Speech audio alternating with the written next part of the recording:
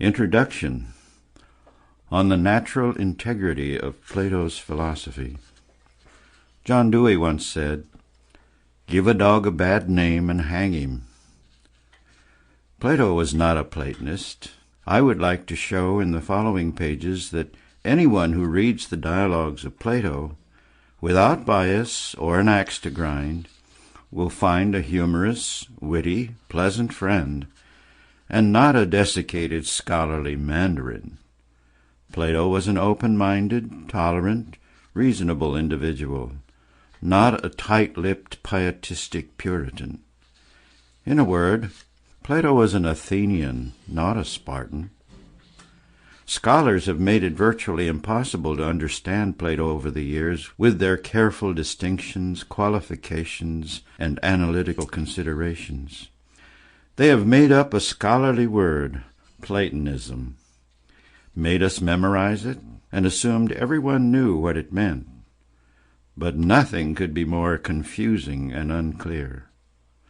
Thus, if Platonism means a world divided, separated, detached between physical substance and mental substance, then Plato was not a Platonist.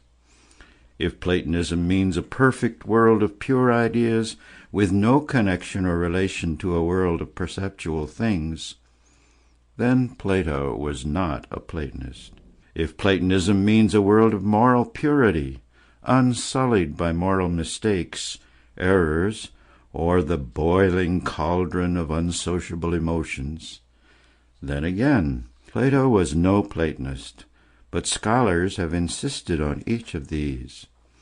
The only thing I shall attempt to show in this entire book will be to indicate that such a pervasive misperception about Plato is quite mistaken and rather misrepresents the entire thrust of Plato's thought.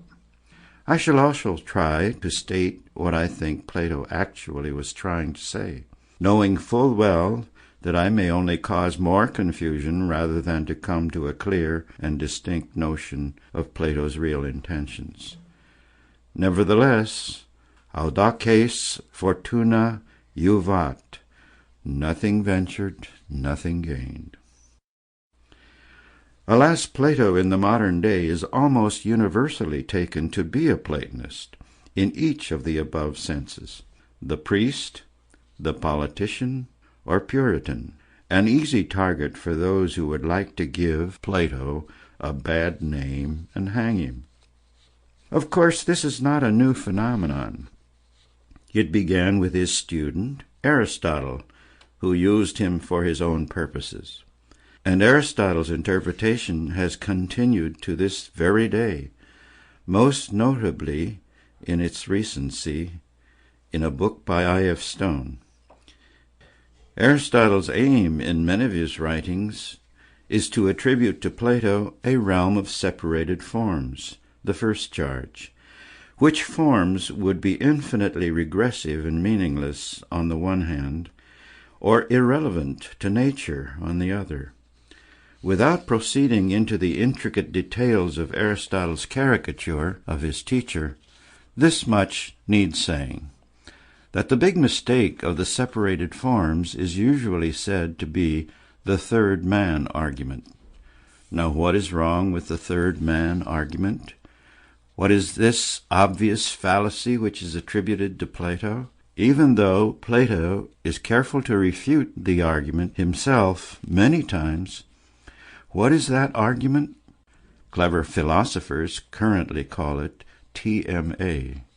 Stated simply, it is this: if Callias and Socrates are men, but cannot be pure ideas, then there must needs be a third man, a pure idea, in order to understand the manness of Callias and the manness of Socrates.